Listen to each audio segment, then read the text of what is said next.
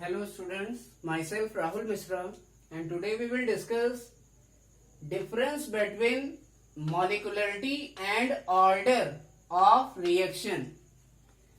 So listen, this is very important topic and this is most important for your exam. And listen, this is the next topic of chemical kinetics and it is difference between molecularity and order of reaction. तो आज हम लोग discuss करेंगे कि reaction की molecularity और order में क्या डिफरेंस होता है। Listen, this is very important topic, ये बहुत इंपॉर्टेंट टॉपिक है। Listen, what is molecularity? So first we will discuss what is molecularity. So molecularity of a reaction is defined as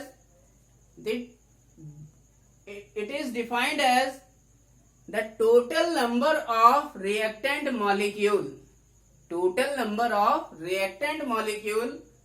which take part in the elementary step of any chemical reaction. It means molecularity किसी reaction की क्या है? ये total number of reactant molecules को represent करती है जो कि किसी केमिकल रिएक्शन के एलिमेंट्री स्टेप में पार्टिसिपेट करते हैं। So listen, we can understood it from this example. Listen, this is first example, NH4NO2 gives out N2 plus 2H2. So listen, in this reaction how many reactant molecules are taken? It is 1. So its molecularity is 1. It means यहां पर कितने reactant molecule participate कर रहे हैं?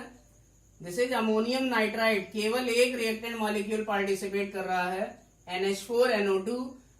So its molecularity will be 1. Now in this reaction, what is the molecularity of this reaction?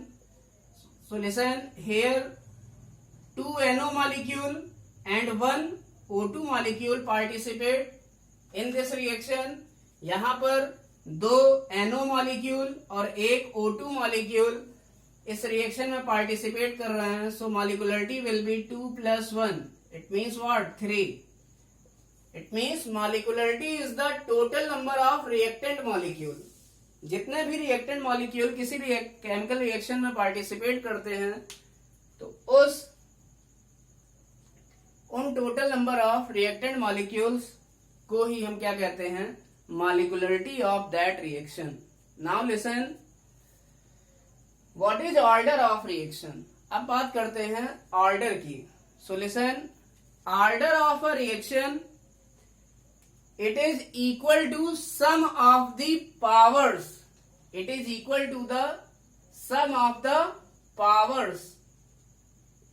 These are powers which are raised on the concentration terms,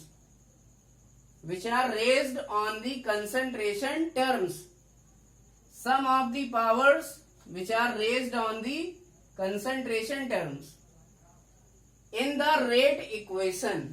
इसका मतलब क्या है? ऑर्डर क्या होता है? ऑर्डर रेट इक्वेशन के अंदर या रेट लॉ के अंदर, जो कि हम लोग पहले ही प्रीवियस वीडियो में डिस्कस कर चुके हैं, व्हाट इज रेट लॉ। तो किसी रेट लॉ के अंदर जो कंसंट्रेशन टर्म्स हैं उन पर जो लगी पावर्स होती हैं उनको अगर जोड़ दिया जाए तो ये किसके बराबर आता है? ऑर्डर के। It means the sum of the powers raised on the concentration terms present in the rate equation or rate law is called as order of reaction. इसका मतलब जो मॉलिकुलरिटी है उसको केमिकल इक्वेशन को देखकर बता सकते हैं या केमिकल रिएक्शन को देखकर बताया जा सकता है। जैसे यहाँ पर इस रिएक्शन की मॉलिकुलरिटी 1 है, इस रिएक्शन की मॉलिकुलरिटी 2 plus 1 means 3 है। इसका मतलब मॉलिकुलरिटी को रिएक्शन देखकर बताया जा सकता है। बट लिसन, जो ऑर्डर है उसको कैसे बता सकते हैं? रेट इक्वेशन देख के। कैसे बता सकते हैं? रेट इक्वेशन देख के। सॉल्यूशन, रेट इक्वेशन में जो कंसंट्रेशन टर्म्स आते हैं उन पर जो पावर्स लगी होती हैं उनको अगर जोड़ दिया जाए तो निकल आता है ऑर्डर। बट ये जो रेट इक्वेशन होती है, this rate equation is experimentally determined. ये जो रेट इक्वेशन होती है ये एक्सपेरिमेंटली डिटरमाइन होती है। इट मीन्स इसको रिएक्शन को देखकर नहीं लिखा जा सकता। So listen, what is rate equation? The rate of reaction is directly proportional to concentration of the reactant. ये हम लोग पहले ही पढ़ चुके हैं। जो किसी रिएक्शन का रेट होता है या स्पीड होती है वो डिपेंड करती है रिएक्टेंट मॉलिक्यूल की कंसंट्रेशन पर। अब ये पावर ये हमको एक्सपेरिमेंट करने पर पता चलती है। ये पावर 2 और 1 भी हो सकती है, बट कोई जरूरी नहीं है। जैसे हम सेकंड एग्जांपल लें, H2 plus Cl2 gives out 2HCl। इस केस में जो रेट इक्वेशन है वहां पर जो H2 की कंसंट्रेशन की पावर है वो 1 ना होके यहाँ कितनी है? 0 है। और Cl2 की जो कंसंट्रेशन की पावर है वो 1 ना होके यहाँ कितनी है? 0 है।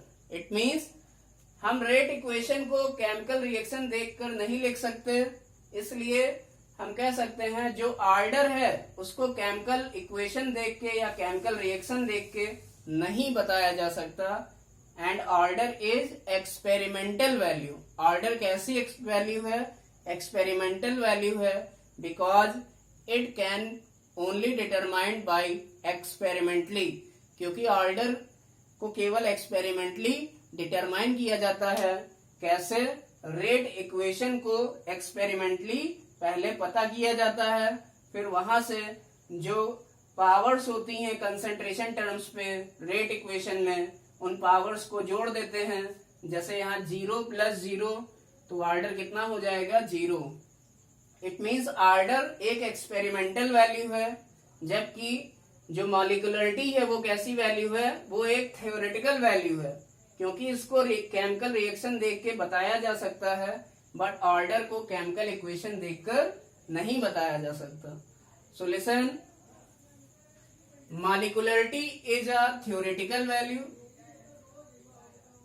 Because it is determined by seeing chemical reaction. क्योंकि इसे केमिकल रिएक्शन को देखकर बताया जा सकता है। But order is an experimental value. लेकिन ऑर्डर क्या है? एक एक्सपेरिमेंटल वैल्यू है। It is experimentally determined. ये एक्सपेरिमेंटली डिटरमाइन किया जाता है by seeing rate equation. Means rate equation को देखकर। और ये रेट इक्वेशन हमको कैसे मिलेगी? ये एक्सपेरिमेंटली मिलेगी, क्योंकि हमको ये ऐसे नहीं पता चल सकता कि जो हमारा रेट ऑफ रिएक्शन है वो हाइड्रोजन की कंसंट्रेशन के कितनी पावर के डायरेक्टली प्रोपोर्शनल है, या क्लोरीन की कंसंट्रेशन के कितनी पावर के डायरेक्टली प्रोपोर्शनल है। ये हमको एक्सपेरिमेंट से पता चलेगा। इसलिए जो ऑर्डर होता है वो एक्सपेरिमेंटल वैल्यू होती है, क्योंकि हम ऑर्डर को कहाँ से डिटरमाइन करते हैं? रेट एक्सप्रेशन से या रेट लॉ से। दिस इज रेट एक्सप्रेशन और rate law. So this is, listen, so the order is calculated from the rate law and rate law is experimentally determined। क्योंकि रेट लॉ एक्सपेरिमेंटली डिटरमाइन होता है किसी chemical reaction का, या जो rate expression है ये एक्सपेरिमेंटली डिटरमाइन किया जाता है। अगर ये एक्सपेरिमेंटली डिटरमाइन होगा तो ऑर्डर भी हमारा एक्सपेरिमेंटली डिटरमाइन होगा, क्योंकि ऑर्डर किस पर बेस्ड है? रेट एक्सप्रेशन पर। रेट एक्सप्रेशन में जो कंसंट्रेशन टर्म्स हैं उनकी जो पावर है उनको जोड़ दिया जाता है, तब ऑर्डर निकलता है। तो ऑर्डर को हम किसी केमिकल इक्वेशन या केमिकल रिएक्शन को देखकर नहीं बता सकते। So order is an experimental value and it is experimentally determined. ये केवल एक्सपेरिमेंटली डिटरमाइन हो सकता है जब हमको रेट इक्वेशन पता चल जाती है। by seeing rate equation. Now next point, next difference is it can never be zero, molecularity can never be zero, negative और फ्रैक्शनल. इट मीन्स मॉलिकुलरिटी कभी भी जीरो नहीं हो सकती, क्योंकि अगर जीरो हो जाएगी इसका मतलब आपने कोई रिएक्टेंट मॉलिक्यूल ही नहीं लिया. It means molecularity can not be zero. इसलिए मॉलिकुलरिटी कभी जीरो नहीं हो सकती. हमको किसी केमिकल रिएक्शन को करने के लिए एटलीस्ट वन रिएक्टेंट की जरूरत जरूर पड़ेगी. So listen, molecularity never be zero, it never be negative, ये नेगेटिव भी नहीं हो सकती, and it never be fractional, और ये फ्रैक्शनल भी नहीं हो सकती. But listen, order can be zero and it can be whole number and it may be fractional. It means जो ऑर्डर है वो जीरो भी हो सकता है किसी रिएक्शन का, जैसे आप इस रिएक्शन में देख सकते हैं ऑर्डर कितना है, जीरो है. ये होल नंबर भी हो सकता है जैसे 3, और ये फ्रैक्शनल भी हो सकता है, it may be fractional. So listen, next difference and last difference is molecularity gives the total number of reactant molecule take part in the elementary step of any chemical reaction. It means जो molecularity होती है किसी reaction की, वो total number of reactant molecule को represent करती है जो कि किसी chemical reaction के elementary step में participate करते हैं. But listen, order of reaction represent only those reactant molecule whose concentration changes throughout the reaction. It means what? इसका मतलब क्या है, जो ऑर्डर होता है किसी रिएक्शन का वो केवल उन रिएक्टेंट मॉलिक्यूल की संख्या को बताता है, सारे की संख्या को नहीं बताएगा, केवल उन रिएक्टेंट मॉलिक्यूल की संख्या को बताएगा जिनकी कंसंट्रेशन रिएक्शन के दौरान क्या होती है, चेंज होती है. So it gives those number of reactant molecule whose concentration changes during reaction. It means जो ऑर्डर है वो केवल उन रिएक्टेंट मॉलिक्यूल को बताएगा, ना कि टोटल रिएक्टेंट मॉलिक्यूल को. केवल उन रिएक्टेंट मॉलिक्यूल की बात करता है जिनकी कंसंट्रेशन चेंज होती है through out the chemical reaction. It means chemical reaction के दौरान. सो listen, molecularity can also be determined by the mechanism of reaction. It means molecularity को किसी रिएक्शन की मैकेनिज्म करके भी बताया जा सकता है. उसमें जितने रिएक्टेंट मॉलिक्यूल एलिमेंट्री स्टेप में पार्टिसिपेट करेंगे वही उस रिएक्शन की क्या हो जाएगी, मॉलिकुलरिटी हो जाएगी. So this was the difference between molecularity and order of reaction. So I hope you understood it very well. So thank you.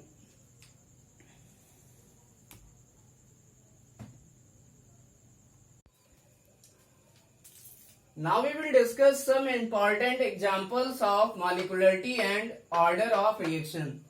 तो अब हमारे पास कुछ एग्जाम्पल्स दिए गए हैं और इन एग्जाम्पल्स में कुछ केमिकल रिएक्शंस हैं. हमें इन केमिकल रिएक्शंस की मॉलिकुलरिटी और ऑर्डर को डिटरमाइन करना है. So listen, first we have to calculate the molecularity and order of the reactions. And first example is H2 plus Cl2. H2 plus Cl2 gives out 2HCl. This reaction occurs in the presence of Hnu. Hnu means sunlight. तो इस reaction की molecularity क्या होगी? What will be the molecularity of this reaction? So we all know that molecularity is the total number of reactant molecule take part in a chemical reaction. तो कितने reactant molecule इस reaction में participate कर रहे हैं? एक hydrogen का molecule और एक क्लोरीन का मॉलिक्यूल. तो मॉलिकुलरिटी क्या होती है? कुल रिएक्टेंट मॉलिक्यूल जो कि रिएक्शन में पार्टिसिपेट करते हैं. So molecularity will be 1 plus 1. So it will become 2. Now what is the order of this reaction? इस reaction का order क्या होगा? So order, we all know that order is determined from rate expression. Order को हमेशा rate expression से determine किया जाता है. So listen, rate expression is experimentally determined. जो rate expression है, this is rate expression and this rate expression is experimentally determined. ये जो रेट एक्सप्रेशन है ये एक्सपेरिमेंट करने के बाद पता चलता है, बट हमारे पास कुछ वेल नोन रिएक्शंस हैं जिनका ऑर्डर और मॉलिक्यूलरिटी हमें पता होनी चाहिए. So listen, the rate expression for this reaction is rate of this reaction is directly proportional to concentration of H2 to the power 0 and concentration of Cl2 to the power 0. It means जो इस reaction का rate है या इस reaction की speed है, it means speed of reaction or rate of this reaction, it is directly proportional to H2 to the power 0 and Cl2 to the power 0. It means जो इस रिएक्शन की speed है वो हाइड्रोजन और chlorine की concentration पर depend नहीं कर रही है, because this is the concentration to the concentration of H2 to the power 0 and concentration of Cl2 to the power 0. It means rate of this reaction is independent to the concentration of H2 and Cl2.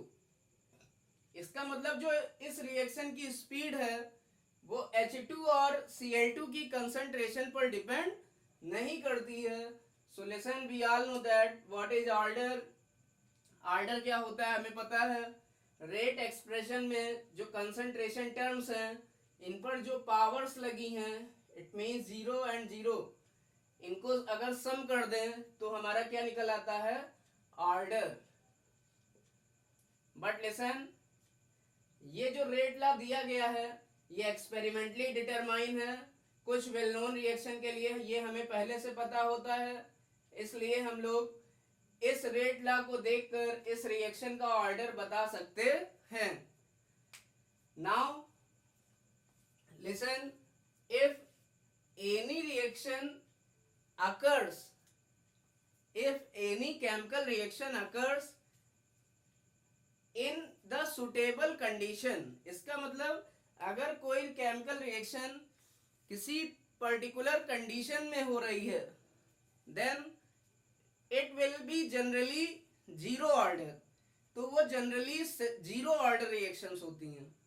For example H2 plus Cl2 gives out 2HCl.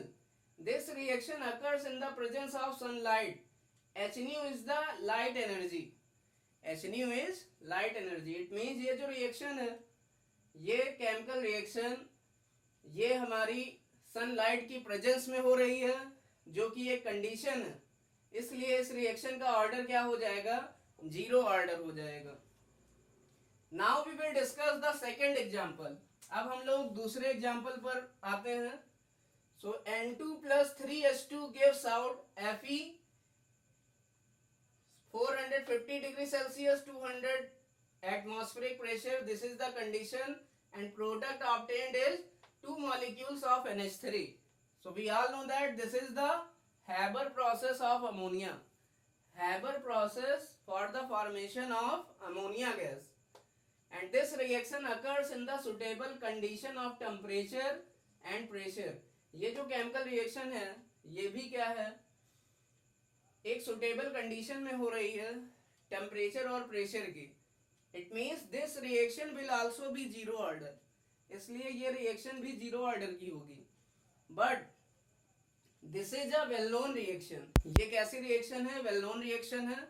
So rate expression of this reaction is determined experimentally. इसका जो rate expression है वो experimentally determine करने पर ये आता है, और उसमें हमको क्या पता चलता है कि रेट ऑफ दिस रिएक्शन, इस रिएक्शन का जो रेट है, it is directly proportional to concentration of N2 to the power 0 and concentration of H2 to the power 0। It means इस रिएक्शन का जो रेट है या इस रिएक्शन की जो स्पीड है वो N2 और H2 मॉलिक्यूल की कंसंट्रेशन पर डिपेंड नहीं करता।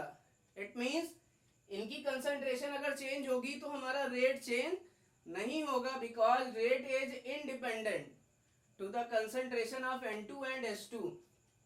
We all know that what will be its order. तो इसका ऑर्डर क्या हो जाएगा? So its order will be the sum of the powers raised on the concentration terms in the rate expression, so order will be 0। इसलिए इस reaction का order क्या होगा? 0। Now we will calculate molecularity of this reaction. अब हम इस reaction की molecularity निकालेंगे। So molecularity will be total number of reactant molecule. So how many N2 molecule participate in this reaction? 1. And how many H2 molecule participate in this reaction? 3. So molecularity will be what? 1 plus 3. It means molecularity will be 4 and order will be 0. So listen, this is the second example in which condition is used. It means ये जो second example है या second chemical reaction है, ये किसी condition की presence में हो रही है, इसलिए इसका ऑर्डर क्या होना चाहिए? 0 ऑर्डर होना चाहिए। और जो ऑर्डर हमारा कैलकुलेट करने पर आ रहा है रेट एक्सप्रेशन से, वो भी क्या आ रहा है? 0 आ रहा है। So listen, now we will discuss the third example. N2O gives out N2 plus half O2।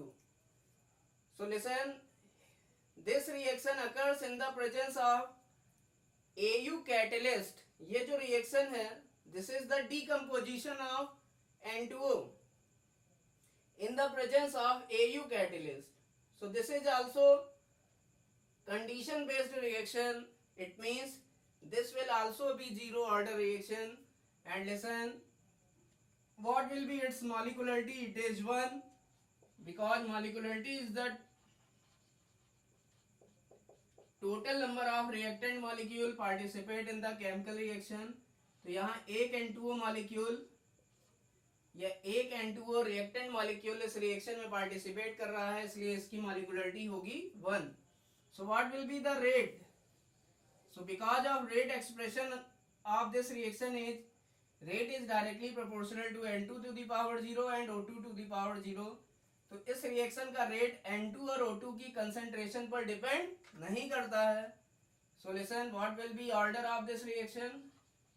तो ऑर्डर क्या होता है? इस रेट एक्सप्रेशन में जो कंसंट्रेशन टर्म्स हैं उन पर जो पावर लगी होती हैं उनको अगर जोड़ दिया जाए तो वो निकल आता है order. It means the order of this reaction is 0 order. So listen, order is experimentally determined. Order जो होता है उसको एक्सपेरिमेंटली डिटरमाइन किया जाता है, क्योंकि ऑर्डर निकलता है कहां से? रेट एक्सप्रेशन से। और रेट एक्सप्रेशन कहां से आता है? ये एक्सपेरिमेंट करने के बाद ये इक्वेशन आती है। इसलिए हम लोग कह सकते हैं जो ऑर्डर है वो एक एक्सपेरिमेंटल वैल्यू है, उसे रिएक्शन को देखकर नहीं बताया जा सकता। So listen, now we will discuss fourth example. NH4NO2 gives out N2 plus 2H2O। So what will be its molecularity? It will be 1, because how many reactant molecule are participate in this reaction? It is 1। कितने reactant molecule इस reaction में participate किए हैं? 1, इसलिए इसकी मॉलिक्युलरिटी क्या होगी? 1। Now what will be order? तो कुछ हमें पता है, कुछ वेल नोन रिएक्शंस का ऑर्डर हम उसकी रेट इक्वेशन देखकर बता सकते हैं। ये रेट इक्वेशन हमें पहले से एक्सपेरिमेंट करने के बाद मिली हुई है। तो ये वेल नोन रिएक्शन है, इनका ऑर्डर हम लोग ध्यान में रखते हैं। So listen, these question are very important for your examinations. So listen, what will be the order of this reaction? So order of this reaction will be 1, because the concentration, the power on the concentration term is 1 here. यहाँ पर जो concentration term पर लगी power है वो कितनी है? 1, इसलिए इस रिएक्शन का ऑर्डर कितना हो गया? 1। Now listen, next example is 2H2O2 gives out 2H2O plus O2. This is the decomposition of hydrogen peroxide into water and oxygen gas. Now molecularity of this reaction will be, it is 2, because 2 hydrogen peroxide molecules are participate in this chemical reaction, क्योंकि यहाँ 2 H2O2 के molecule participate कर रहे हैं। And what will be the order of this reaction? So order will be 1, because in the rate expression the concentration of H2O2 to the power, what is power here?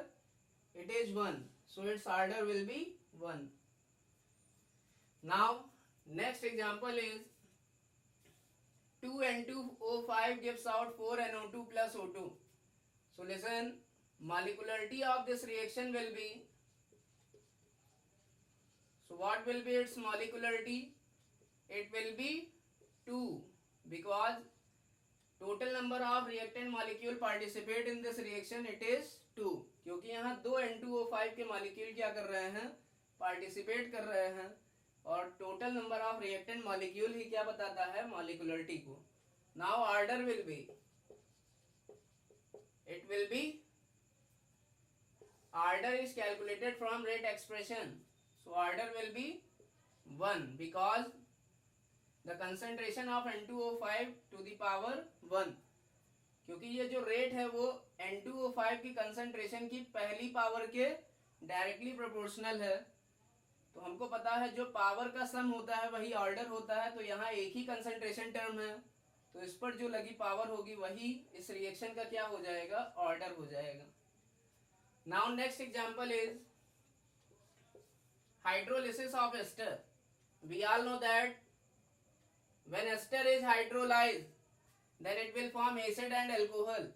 जब ester react करता है water से तो ये क्या बनाता है? Acid और अल्कोहल।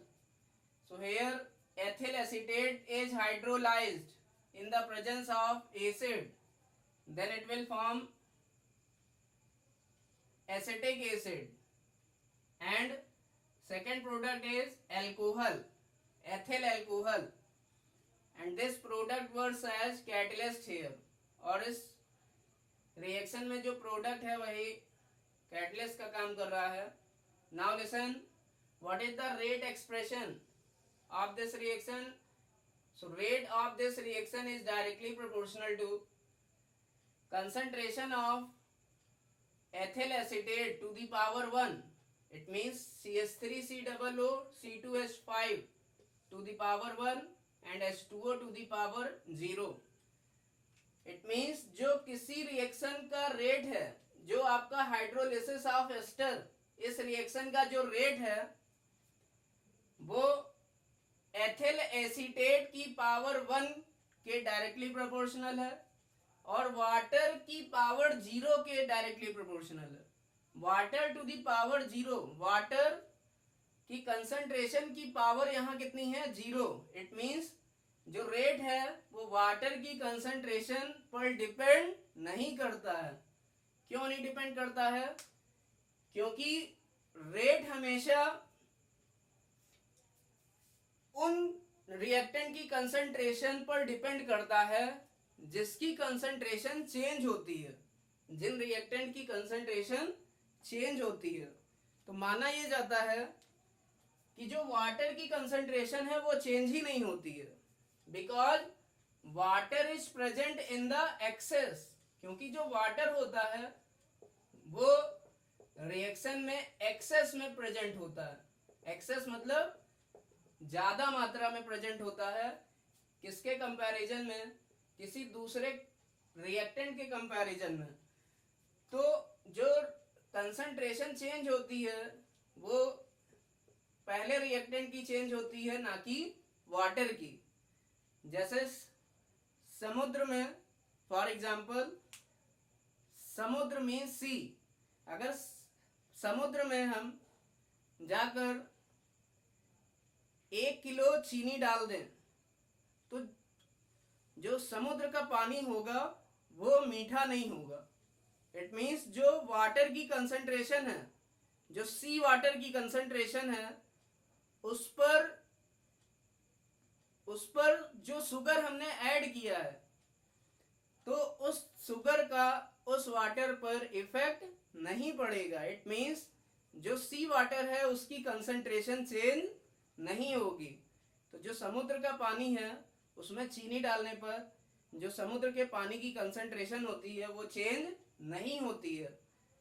वो समुद्र का पानी आपका मीठा नहीं होगा क्योंकि वो एक्सेस में प्रेजेंट है, क्योंकि वो एक्सेस में या ज्यादा मात्रा में प्रेजेंट है। इसलिए रेट जो है उन्हीं कंसंट्रेशन टर्म्स पर डिपेंड करता है जिनकी कंसंट्रेशन चेंज होती है। So listen here, rate of reaction only depends upon the concentration of ester. It does not depends upon the concentration of water. So listen, its molecularity will be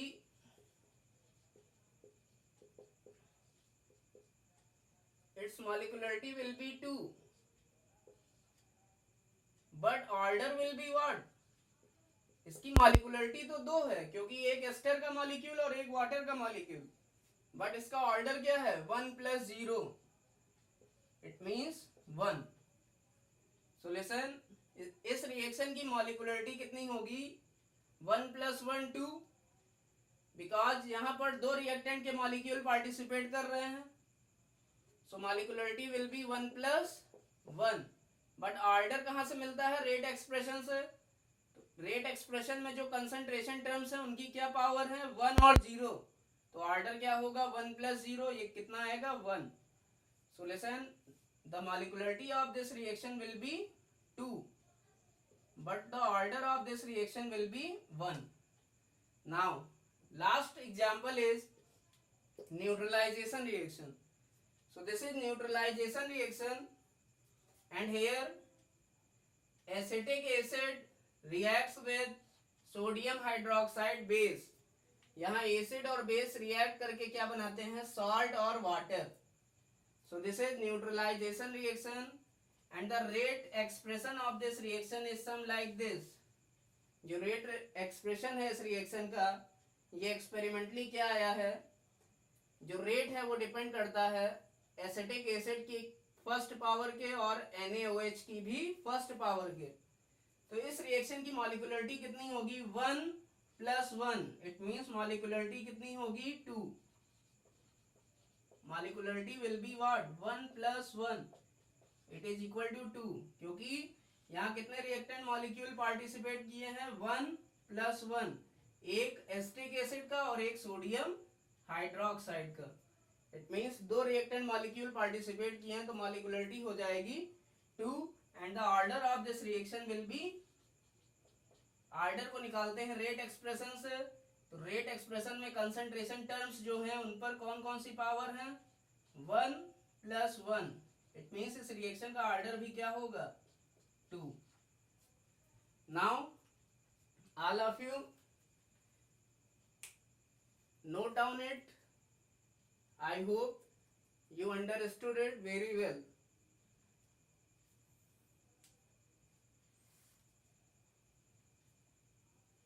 Now we will discuss what is pseudo order reaction. What is pseudo order reaction or pseudo unimolecular reaction?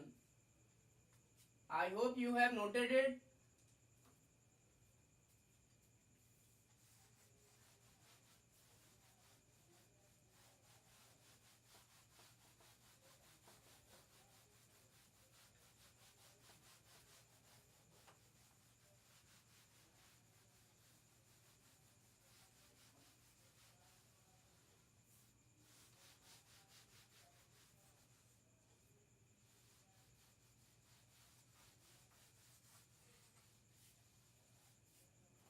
Now we will discuss pseudo unimolecular reaction, and it is also called as pseudo order reaction.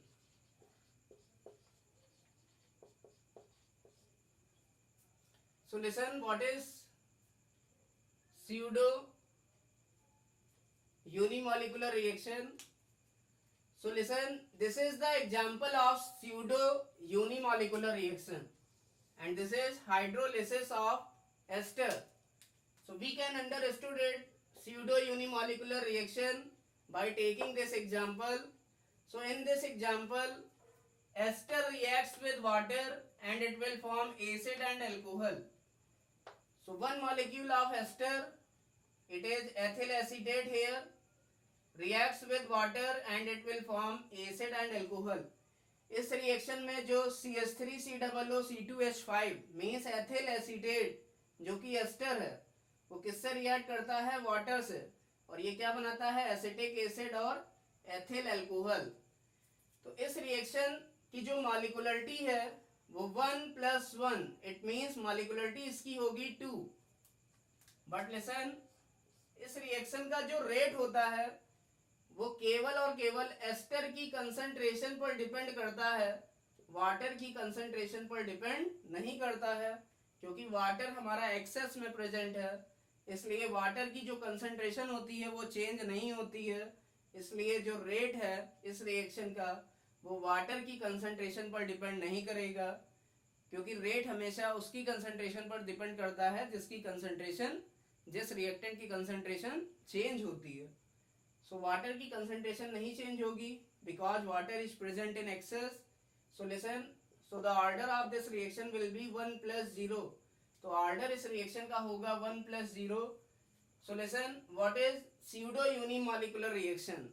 Now listen very carefully. So those reaction whose order is equal to 1, it means ऐसी reaction जिनका order तो 1 हो but they are generally bi or trimolecular. But वो reaction क्या हो? या तो by molecular हो या फिर ट्राई मॉलिकुलर भी हो सकती हैं. Here molecularity is equal to 2, it means this reaction is bimolecular. यहां इस रिएक्शन की मॉलिकुलरिटी 2 है, इट मीन्स ये रिएक्शन कैसी है? By molecular.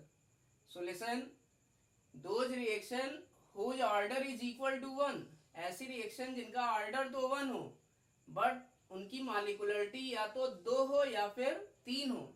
जैसे यहां पर कितनी है? 2 है. So listen, what is the definition of pseudo unimolecular reaction?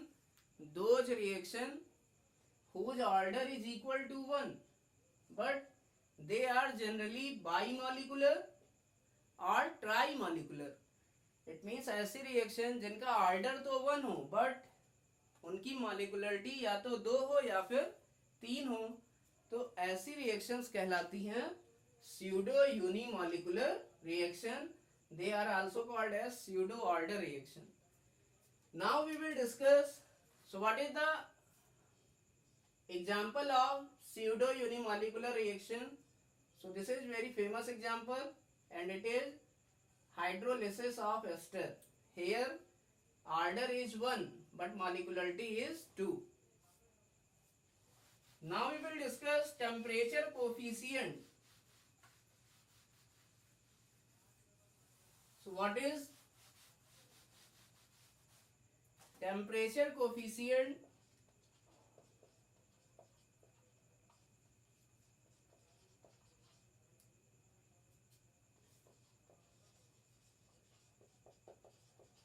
So listen, it is represented by alpha. तो टेम्परेचर कोफिशिएंट क्या होता है? इसको अल्फा से डिनोट किया जाता है. And listen, temperature coefficient it is defined as the ratio of rate constant at T plus 10 degree Celsius and T degree Celsius. It means जो टेम्परेचर कोफिशिएंट है वो क्या है? It is defined as the ratio of rate constant of rate constant at T plus 10 degree Celsius and rate constant at T degree Celsius. It means जो temperature coefficient होता है इसे alpha से denote किया जाता है, और ये एक रेशियो है। किसका रेशियो है? रेट कांस्टेंट का। तो दो रेट कांस्टेंट जिनका रेशियो क्या कहलाता है? Temperature coefficient. लेकिन इनमें से जो पहला रेट कांस्टेंट के है वो T प्लस 10 डिग्री सेल्सियस पर होगा, और दूसरा जो रेट कांस्टेंट है वो T डिग्री सेल्सियस पर होगा। And listen, generally the value of temperature coefficient lies in between 2 to 3। Generally जो टेम्परेचर कोफिशिएंट की वैल्यू होती है वो 2 से 3 के बीच में लाई करती है। So listen, we can write rate constant at T plus 10 degree Celsius upon rate constant at T degree Celsius। तो जो हमारा टेम्परेचर कोफिशिएंट है वो rate constant eight T plus 10 degree Celsius, जिसको रिप्रेजेंट किया गया है K और सफिक्स में T plus 10 degree Celsius, divided by rate constant at T degree Celsius. So for example, if you have temperature T is equal to अगर आपके पास है 0 degree Celsius, T degree Celsius की जो वैल्यू है वो 0 degree Celsius है। It means जो पहला T डिग्री सेल्सियस है इसका मतलब जो टेम्परेचर कोफिशिएंट होगा वो क्या होगा? कि T प्लस 10 की जो वैल्यू आएगी वो 10 डिग्री सेल्सियस होगी। इट मीन्स के 10 डिग्री सेल्सियस डिवाइडेड बाई के 0 डिग्री सेल्सियस, और वी कैन राइट के 10 degree Celsius means 283 kelvin divided by के 273 Kelvin, because 0 degree Celsius means what? 0 plus 273 Kelvin. So this will be the value of rate temperature coefficient. ये किसकी value है? Temperature coefficient की। अगर हमारे पास कोई दो टेम्परेचर हैं जिनके बीच का अंतर 10 डिग्री सेल्सियस है, तो जो टेम्परेचर कोफिशिएंट अल्फा होता है वो दो रेट कांस्टेंट के रेशियो के बराबर होता है। जो पहला रेट कांस्टेंट है वो T प्लस 10 डिग्री सेल्सियस पर होगा, यहाँ T प्लस 10 की वैल्यू 10 डिग्री सेल्सियस है, और जो दूसरा रेट कांस्टेंट K होगा वो T डिग्री सेल्सियस पर होगा, यहाँ T डिग्री सेल्सियस की वैल्यू है 0 degree Celsius. So listen, this is the temperature coefficient alpha.